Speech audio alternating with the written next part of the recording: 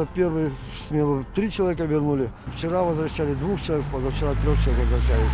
В основном это приезжие, да, с других городов, с поселка, вот у них еще нету.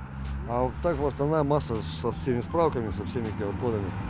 А почему приезжие? Они не проинформированы? Скорее всего, да, не проинформировано о том, что есть.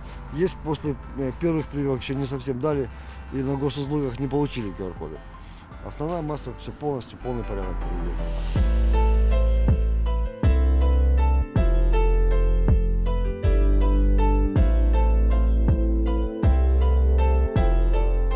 Вчера ехал я, и вот это я знал, что в Севастополе закрыли вот это. И здесь, и на Фаросе вот стоят люди и проверяют эти QR-коды. Мы знали, но мы, к сожалению, ошиблись с интернетом. Я вчера на заправке прогрузила сюда в загрузке. У нас у всех госуслуги, мы настолько привыкли, что на территории материка всюду можем пользоваться интернетом, что, честно говоря, расслабились. Но QR-коды есть, мы привитые и переболевшие.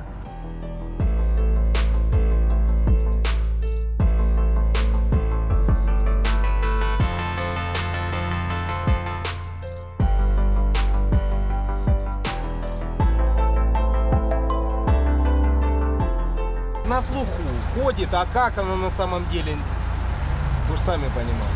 Но вы не знали сегодня, что для проезда вам нужен будет QR-код? А откуда вы едете к нам? Станица Кушевская. Учитывая, как это происходит сейчас, это просто цирк. То есть у меня есть картинка, которую я показал.